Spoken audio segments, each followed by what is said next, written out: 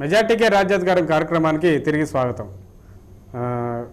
శ్రీనివాస్ గారు, మీరు ఇంతకుముందు ఆర్థిక మూలాల్లో చాలా నష్టం జరిగింది, ఆర్థిక రంగంలో మేము చాలా వెనుకబడి ఉన్నాము, పన్నులు కట్టేది మేము, డబ్బులు సంపాదించి పెట్టేది మేము, సమాజానికి అవసరమైన అన్ని సేవలను చేసేది మేము, కానీ మేము మాత్రం బానిసలుగా ఇలాగే మిగిలిపోతున్నామని చెప్తున్నారు. ఆర్థిక మూలాల్లో ఏ విధమైన నష్టం జరుగుతుందో మీరు చెప్పగలుగుతారా? చాలా రోజులుగా ఉత్పత్తిని నమ్ముకున్నటువంటి కులాలు, ఈ సమాజానికి సంపద సృష్టించేటువంటి కులాలు బీసీ కులాలు, ఎస్సీ ఎస్టీ కులాలు, ఈ సమాజానికి మొత్తం సేవ చేసేటువంటి కులాలు.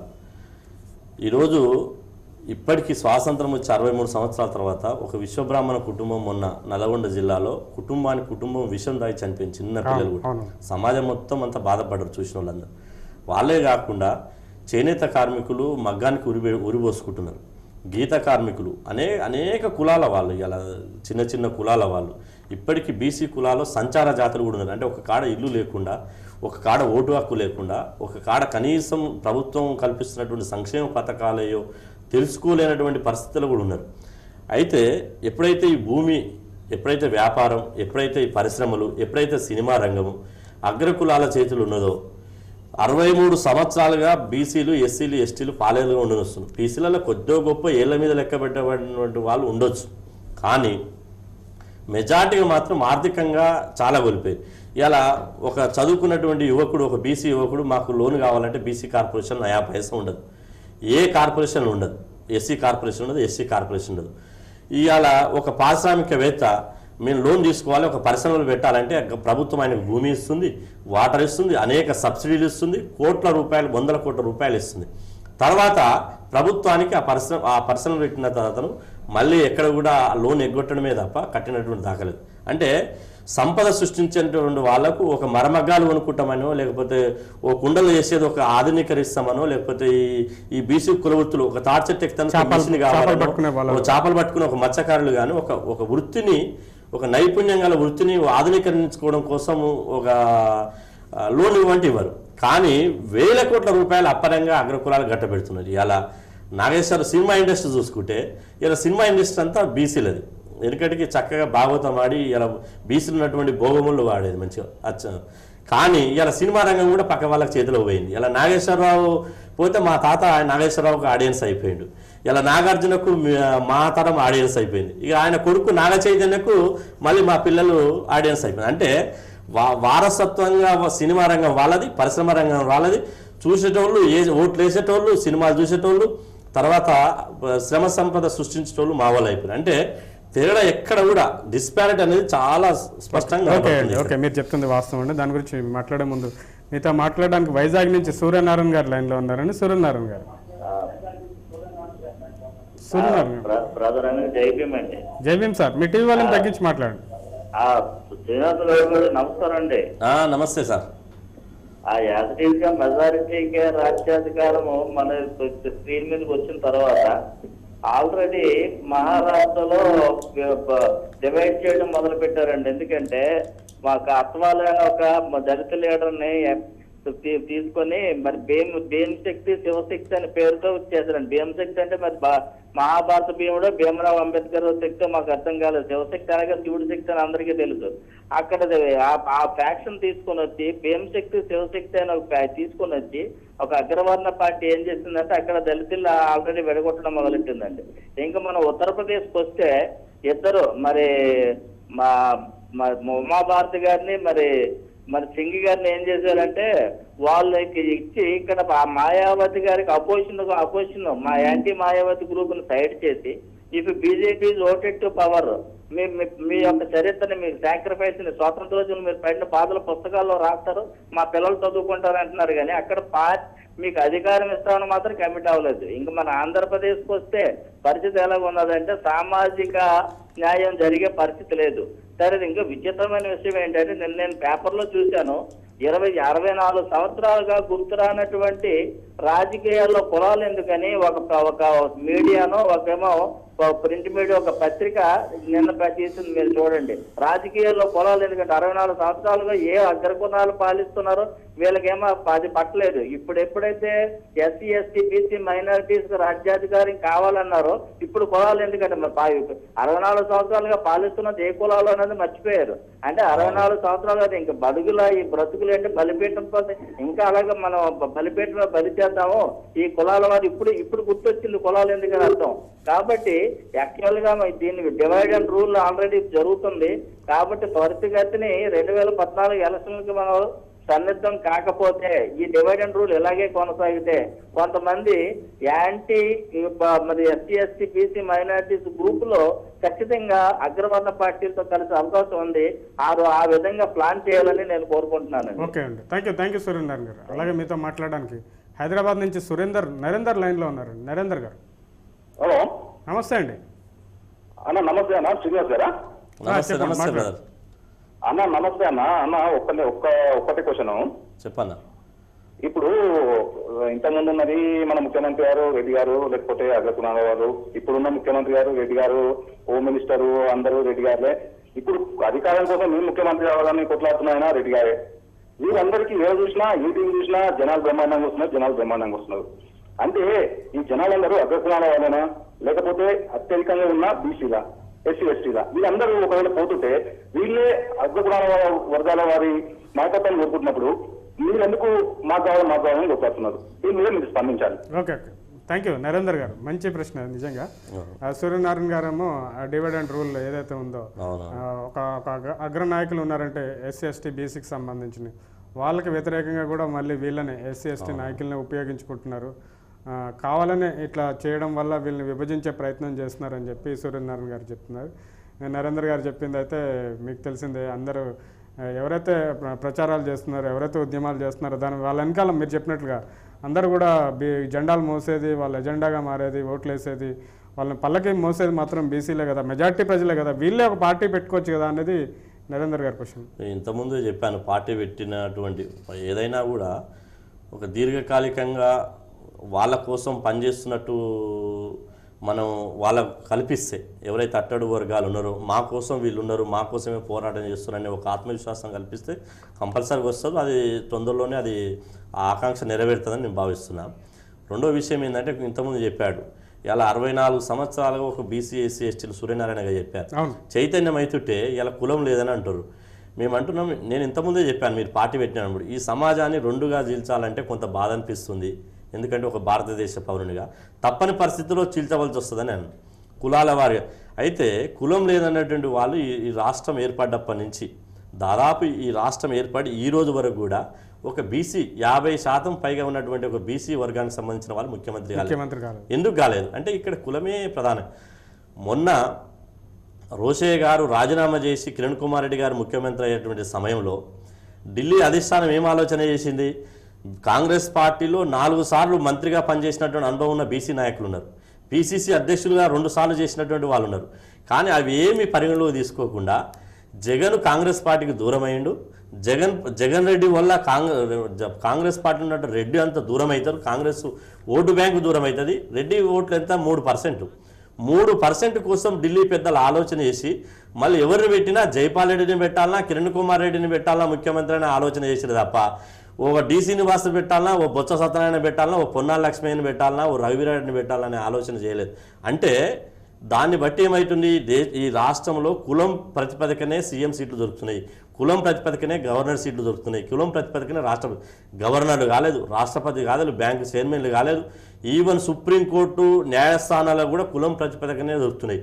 అంటే ప్రతిభ ఉన్నప్పటికీ, మెరిట్ ఉన్నప్పటికీ, పాలించే అవకాశం ఉన్నప్పటికీ, చక్కని పాలన అందించే అనుభవం ఉన్నప్పటికీ బీసీ కులాలలో పుట్టడమే నేరంగా భావించి రాజకీయ అంటరాంతరాన్ని గురి చేస్తున్న సూర్యనారాయణ చెప్పింది కరెక్ట్. ఒకవేళ బీసీలకు ఇచ్చేదంటే మొన్న రోషయ్య గారు దిగిపోయిన తర్వాత కాంగ్రెస్ పార్టీ బీసీలకు ఇచ్చే అటువంటి అవకాశం ఉండే, కానీ కాంగ్రెస్ పార్టీ ఇవ్వదు. ఇలా చంద్రబాబు నాయుడు గారు కూడా బీసీల పేటెంట్ అని చెప్పుకుంటున్నారు. 9 సంవత్సరాలు గారు వారే ముఖ్యమంత్రి చేశారు. 9 సంవత్సరాలు కనీసం పార్టీ అధ్యక్షులు కూడా బీసీకి వెళ్ళి ముఖ్యమంత్రి అనే చేశారు. 9 సంవత్సరాలు పార్టీ అధ్యక్షులు. భవిష్యత్తులో కూడా టీడీపీ అధికారంలోకి వస్తే లేకపోతే సపరేట్ స్టేట్ అయితే కూడా నేను తెలంగాణలో బీసీ ముఖ్యమంత్రి ఇస్తాను, లేకపోతే ఉమ్మడి రాష్ట్రంగా ఉన్నా కూడా నేను డిప్యూటీ ముఖ్యమంత్రి లేకపోతే ముఖ్యమంత్రి ఇస్తాను, లేకపోతే పార్టీ అధ్యక్షుడు ఇస్తాను చంద్రబాబు నాయుడు చెప్పలేదు. ఈవెన్ జగన్మోహన్ రెడ్డి గారు కూడా నేను అధికారంలోకి వస్తే 3 ఏళ్ళు ఆగండి 30 ఏళ్ళు స్వర్ణయుగం చూపిస్తా అంటుండు. అంటే 30 ఏళ్ళు జగన్మోహన్ రెడ్డి సీఎం అవుతాడు, 3 ఏళ్ళు ఆగండి 30 ఏళ్ళు. అంటే ఈ రాష్ట్రం ఉన్నటువంటి పార్టీలు అగ్రకుల పార్టీలు ఎవరు కూడా ఇంకా 30 సంవత్సరాలు కానీ ఇంకా 40 సంవత్సరాలు కానీ బీసీలకు రాజకీయంగా ముఖ్యమంత్రి పదవి ఇచ్చేటువంటి అవకాశం లేదు. ఏ టైంలోనైనా ఇప్పుడు యుద్ధ భూమిలో దిగినటువంటి వాడు, శిక్షణ పొందినటువంటి వాడు, తుపాకీ గురిపెట్టి నేర్చుకున్నటువంటి వాడు ఎన్నడో నాడు యుద్ధం చేయక తప్పదు. ఇలా ఉద్యమం చేస్తున్నటువంటి వాళ్ళు, అట్టడుగు వర్గాల హక్కుల గురించి పోరాటం చేసినటువంటి మేము ఎప్పుడో రాదు యుద్ధ భూమిలో ఉన్నాం. కంపల్సరీ మా ప్రజల వర్గాలు ఇలా సూర్యనారాయణ గారు చెప్పారు, వాళ్ళు పోతే లక్షల మంది వస్తున్నారు, 1000 మంది వస్తున్నారు అని. మన మీటింగ్లు పెడితే కూడా 1000 మంది వస్తున్నారు. కాబట్టి ఓటు చైతన్యం లేకపోవడంతో ఈ అగ్రకుల పార్టీలు ఎన్నికలు రాగానే మాయమాటలు చెప్పేసి వాళ్ళకు బర్రెలు ఇస్తాం, గొర్రెలు ఇస్తాం, రాజ్యాధికారం తప్ప ఏని ఇస్తామని చెప్తున్నారు. కాబట్టి వాళ్ళ భ్రమలలో పడుతున్నారు. ఆ భ్రమలు వీడిన తర్వాత మనం తప్పనిసరి మన రాజ్యాధికారం. మీతో మాట్లాడడానికి రాజమండ్రి నుంచి షామ్యల్స్ లైన్లో ఉన్నారండి. షామ్యల్స్ గారు, షామ్యల్స్ నమస్తే అండి. నమస్తే అన్న. జేబీఎం అన్న. జేబీఎం అండి. జేబీఎం గౌడ్ గారు. నమస్తే అన్న. నమస్తే అన్న. రాజమండ్రి నుంచి పెనుమాక శామ్యుల్ని. చెప్పండి సార్, మీరు వివరిస్తున్న విధానం చాలా బాగుంది. మరి హలో చెప్పండి షామ్యల్స్ గారు. ఇప్పుడు మీరు చెప్తున్నట్లుగా ప్రధానంగా బీసీలు అసలు ఐక్యత లేకుండా ఎవరికి వాళ్ళే విడివిడిగా ఉంటున్నారు తప్ప ఏ రకంగానూ కూడా వాళ్ళు ఐక్యత అనేది చాలా తక్కువ కనిపిస్తా ఉంది. ఎందుకంటే సాకలి, మంగలి, కుమ్మరి, కమ్మరి, చెట్టుబలి, గౌడ, వెలమ, యాద ఇలాంటి కులాలన్నీ కూడా మేమంతా ఒకే చెట్టు కొమ్మలమైన బీసీలం, మా మూలమైన వృక్షం బీసీ వృక్షం అనే విధంగా ఆ జాతీయతా భావం అనే ఫీలింగ్ వాళ్ళలో లేకపోవడం వల్ల సాకలికి మంగలిలో, కుమ్మరికి కమ్మరిలో, చెట్టుబలికి గౌడులో, గౌడుకు ఈ రకంగా మేము మీకంటే ఎక్కువ, మేము మీకంటే ఎక్కువ, మీరు మాకంటే తక్కువ అనే భావంతో ఉంటున్నారు తప్ప మనమంతా ఒకటి అనే భావం లేకపోవడం వల్ల అగ్రవర్ణం వాడు నీవు నాకన్నా తక్కువ అని ఒక సాకల వాడిని అంటున్నాడు, సాటి బీసీ వాడు నువ్వు నాకన్నా తక్కువ అని సాకలు అంటుంటే వాడు ఏ రకంగా వీళ్ళకి. కాబట్టి మేము మీకన్నా ఎక్కువ, మేము మీకన్నా తక్కువ అనే సిద్ధాంతాన్ని బోధిస్తున్న మనువాదాన్ని, హిందూ బ్రాహ్మణ భావజాలాన్ని వదలడానికి బీసీలు ముందుకు రావాలని మీరు నాయకులు గ్రామాల్లో తిరగాలి సార్, పాదయాత్రలు చేయాలి. నేను చెప్పేది ఏంటంటే రాజకీయ నాయకుడు కులాన్ని బాగు చేయడు, కుల నాయకుడు మాత్రమే కులాన్ని బాగు చేస్తాడు తప్ప రాజకీయ నాయకుల చుట్టూ సంకలు గుద్దుకుంటూ డప్పులు కొట్టుకుంటూ రాజకీయ నాయకుల చుట్టూ తిరగడం వల్ల జాతిని నిర్వీర్యం చేయడమే తప్ప బాగు చేయడం కాదు. ఇంకొకటి ఏంటంటే ఇప్పుడు జరుగుతున్న తెలంగాణకు సంబంధించిన విషయం, ఇప్పుడు నాయకత్వం జేఏసీలో ఉన్న నాయకులందరూ వెలమ ధరలు రెట్లు తప్ప ఒక బీసీ గాని ఒక ఎస్సీ గాని సరైన నాయకుడు ఉన్నాడు అంటే ఇప్పుడు కూడా తెలంగాణ ఉద్యమంలో కూడా బీసీలు అగ్రవర్ణం చుట్టూనే తిరుగుతున్నారు తప్ప వీళ్ళు నాయకత్వం చేయడానికి. కానీ శైలయ్య గారిని రానివచ్చు కదా, గద్దర్ గారిని రానివచ్చు కదా, మన కృష్ణమాదిని రావచ్చు, వీళ్ళెవరిని రానివ్వరు. మీరు మా వెనకాల డప్పు కొట్టుకుంటా తిరగండి అంటేనే వస్తేనే రానివ్వంట. ఇప్పుడు ఇంటికి స్కూల్ అన్ని మూయించేశారు. ఇప్పుడు ఉన్న స్కూల్స్ అన్ని గవర్నమెంట్ స్కూల్లో చదువుకునే పిల్లలు ఎవరు దళిత బహుజనులు, బీసీలు, ఎస్సీలు. అంటే వాళ్ళకి 25 రోజుల నుంచి. ఓకే షామ్యల్స్ గారు ఓకే అండి. మీతో మాట్లాడడానికి వైజాగ్ నుంచి నాని లైన్లో ఉన్నారండి. నాని గారు నమస్తే అండి. నమస్తే. జైభీం అండి. అనిల్ గారు. జైభీం సార్. శ్రీనివాస్ గారు గుడ్ మార్నింగ్ అండి. Very good morning sir. Sir, ఇప్పుడు ఈ హిందూ ధర్మశాస్త్రాల ప్రకారం బ్రహ్మ మొహం నుంచేమో బ్రాహ్మణుడు, భుజాల నుంచేమో క్షత్రియుడు, నడువు నుంచి వైశ్యుడు, కాళ్ళ నుంచి శూద్రుడు. సో అంటే 3 అగ్రవర్ణాలు. ఇక్కడ అగ్రవర్ణాలు 3. ఈ మిగతా అన్ని జాతులు ఏవైతే ఉన్నాయో వాళ్ళందరూ శూద్రులే. ఈ శూద్రుల్లోని వీళ్ళ నుంచి ఎస్సీల్ని పూర్తిగా విడతొచ్చి వాళ్ళని అనగతొక్కి ఉన్న ఈ శూద్రుల్లో ఉన్న కులాలు ఎవరైతే ఉన్నారో వాళ్ళే ఈ ఎస్సీలను అనగదొక్కుతున్నారు.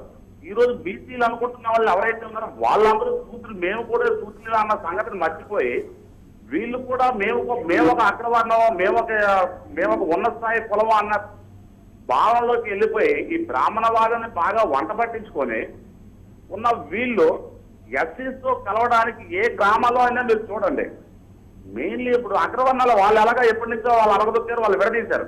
కనీసం ఈ శూద్రులుగా ఉన్న అన్ని కులాలు కూడా వీళ్ళలో వీళ్ళు విడిపోయి మరి ముఖ్యంగా ఈ ఎస్టీలని విడదీసి వాళ్ళని అంటరాని వాళ్ళని ఈ రోజుకి పాటిస్తున్నారు. మీరు ఏమైనా చెప్పండి, మీరు మనం మాట్లాడుకోవడానికి ప్రభుత్వాలు అన్యాయాలు చేస్తున్నాయి, ఇవన్నీ వాస్తవాలు. మీరు మాట్లాడుతుంది ఏదైతే ఉందో వాస్తవం కాదని అనట్లేదు, మనం మాట్లాడుకోవడానికి ఒక బలమైన కారణాలు అవి. కానీ రాజ్యాధికారం రావాలి అంటే ఈ బీసీలు అనేవాళ్ళు ఎస్సీలని కలుపుకోకుండా వెళ్ళినంత కాలం ఇలాగ ఈ బీసీలో ఉన్న కులాలు ఎవరికి వాళ్ళు విడిపోయి ఈ అగ్రవర్ణాలు ఇందాక మాట్లాడిన సోదరుల కాల్పులోనే ఈరోజు చూడండి, ఈ యాత్రలు చేస్తున్న వాళ్ళు కానివ్వండి, లేదంటే ఇంకోటి ఓకే నాన్నగారు మీరు స్ట్రైట్గా అడగండి, స్ట్రైట్గా చెప్పండి. బీసీలు ఎస్సీ ఎస్టీలను కలుపుకొని వెళ్ళాలని మీరు అడుగుతున్నారు అంతే కదా? Okay thank you sir. ఇద్దరు కాలర్స్ కూడా చాలా ఆవేశంగా చెప్పడం జరిగింది. అయితే దానికి మీ సమాధానం ఏంటి? అంటే సమాజంలో ఇట్లా ఉంది ఏంటంటే బీసీలు మేము అగ్రవర్ణాలతో కలిసే ప్రయత్నం చేస్తున్నారు, కానీ తమన్న క్రింద కులాలని కలుపుకునే ప్రయత్నం చేయట్లేదు అనేది వాళ్ళ మాటల ద్వారా తెలుస్తుంది. కొంతమంది అవగాహన లేనటువంటి వాళ్ళు, కొంత కాన్సెప్ట్ లేనటువంటి వాళ్ళు, ఎస్సీలైనా బీసీలైనా తర్వాత ఎస్టీలైనా ఈ వర్గం నుంచి వచ్చినటువంటి వాళ్ళు ఆ స్ఫూర్తి లేకపోవడం వల్ల కొంత నష్టం వీళ్ళకి వాళ్ళు ఘర్షణలు పడవచ్చు.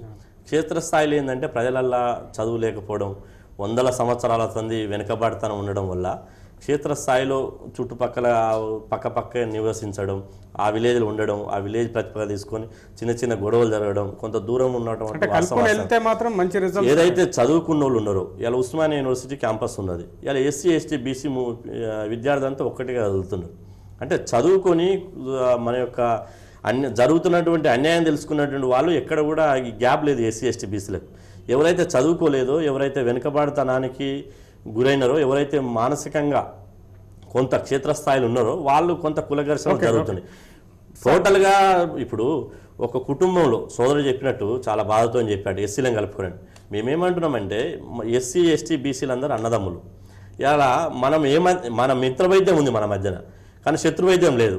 రేపు మన కుటుంబం మీద, మన తల్లి మీద పక్కోడు వచ్చి మన తల్లిని తిట్టినప్పుడు మన మిత్ర వైద్యాన్ని సొంత అన్నదమ్ములు కూడా ఇంటి మీద తల్లి మీద దాడి చేసినప్పుడు సొంత అన్నదమ్ములు కూడా కలిసి పక్కకు పెట్టేసి ఆ తల్లిని ఎవడన్నాడు వాని మీదకి కట్ట తీసుకొని యుద్ధానికి తయారవుతాడు. కాబట్టి ఎస్సీ ఎస్టీ బీసీలు కూడా రాజ్యాధికారం వచ్చినప్పుడు ఇవాళ యూనివర్సిటీలు కానీ ఇలా చైతన్యం ఉన్నటువంటి పట్టణ ప్రాంతాలు ఎట్లా కదులుతున్నాయి, ఎస్సీ ఎస్టీ బీసీలు ఎట్లా కదులుతారు? శ్రీనివాస్ గౌడ్ గారు ఇంకోటి స్పష్టం చేయండి, బీసీలు మహిళా బిల్ని వ్యతిరేకిస్తుంటారు, దీని ప్రధాన కారణం ఏంటో చెప్పగలుగుతారా?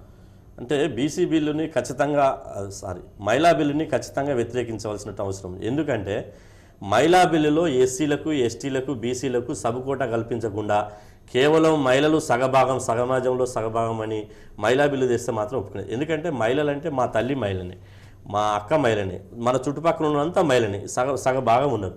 కాబట్టి ఈ మహిళా బిల్లు అనేది ఎస్సీ ఎస్సీ బీసీలను రాజకీయంగా అణచివేయడానికి మాత్రమే ఉపయోగపడుతుంది. నిజంగా ఇలా పార్లమెంటు కానీ ఇలా అగ్రకుల ప్రభుత్వాలకు కానీ చిత్తశుద్ధి ఉంటే ఎస్సీ ఎస్టీ బీసీ వాళ్లకు ఎవరి జనాభా దామాషా ప్రకారం వాళ్లకు రాజకీయ రిజర్వేషన్ పెట్టిన తర్వాత మహిళా బిల్లు ఇవ్వండి, అప్పుడు ఆటోమేటిక్గా సబ్-కోటా వస్తుంది. కానీ ఇవ్వకుండా ఏదైతే మళ్ళీ ఇప్పటిదాకా 63 సంవత్సరాలుగా పార్లమెంటు నిండా దొరలు కబ్జా చేశారు, అసెంబ్లీ నిండా గడిల దొరలు కబ్జా చేశారు. ఈ గడిల దొరలు పార్లమెంటు ఉన్నటువంటి మార్వాడీలు వీళ్ళందరూ పోవాలంటే ఎవరైతే శ్రామిక మహిళలు ఉన్నారో, ఎవరైతే సమాజాన్ని సంపదను సృష్టించినటువంటి మహిళలు ఉన్నారో, ఎవరైతే అత్యాచారానికి గురైనటువంటి మహిళలు ఉన్నారో, ఎవరైతే కులవిక్షత ఎదుర్కొన్నటువంటి మహిళలు వాళ్ళు పార్లమెంట్ పోతేనే ఆ చట్టాలు, ఆ బాధల రూపమైన చట్టాలు వస్తాయి. ఎవరు బంగారు చెంచాలతోటి ఏసీ మహిళలు పార్లమెంట్ పోతే. చివరిగా చెప్పండి శ్రీనివాస్ గౌడ్ గారు, మీరు పెట్టబోయే అంటే మెజార్టీగా రాజ్యాధికారం సాధించడంలో బీసీల పాత్ర ఎలా ఉండబోతుందో మీరు చెప్పండి. ఖచ్చితంగా ఈ సమాజంలో ఎవరైతే అట్టడుగు వర్గాలు ఉన్నారో, ఎవరైతే బీసీ ఎస్సీ ఎస్టీలు ఉన్నారో, ఎవరైతే అణచివేతకు గురవుతున్నారో ఏదో ఒక రోజు పిడికిలు బిగించి ముందుకు వస్తారు. కంపల్సరీ తమ జరుగుతున్నటువంటి అన్యాయం తెలుసుకుంటారు. ఈ రాజకీయ పార్టీలు ఎప్పుడైతే రాజకీయ ప్రత్యామ్నాయంగా మా రాజకీయ అవకాశాలను గండి కొడతారో తప్పకుండా ప్రత్యామ్నాయ పార్టీ వస్తుంది. ఎవరైతే మెజారిటీ ఇన్ని రోజులు మైనార్టీ ఉన్నటువంటి వాళ్ళు రాజ్యాధికారం పరిపాలించరు. ఖచ్చితంగా ఈ ఉద్దేశం కూడా మన TV1 వారు పెట్టింది కూడా అదే ఉద్దేశంతో, ఎవరైతే మెజార్టీగా ఉన్నారో వాళ్ళకి షేర్ రావాలని పెట్టారు. మనస్ఫూర్తిగా అభినందిస్తున్నా. ఖచ్చితంగా TV1 స్ఫూర్తిని కూడా బడుగు బలైన వర్గాలు ముందుకు తీసుకుపోతారు. ఖచ్చితంగా మైనార్టీ వాళ్ళని పక్క తీసేసి మెజార్టీ వాళ్ళ రాజ్యాధికారంలో చేదిక్కించుకుంటారు. ఓకే అండి, ఓకే, థ్యాంక్ యూ. మీ ఆశ నెరవేరాలని నేను కూడా కోరుకుంటున్నానండి. ఇది ఈనాటి మెజార్టీగా రాజ్యాధికారం కార్యక్రమం. రేపు జరిగే కార్యక్రమంలో మరో గెస్ట్తో మళ్ళీ కలుద్దాం. చూస్తూనే ఉండండి TV1.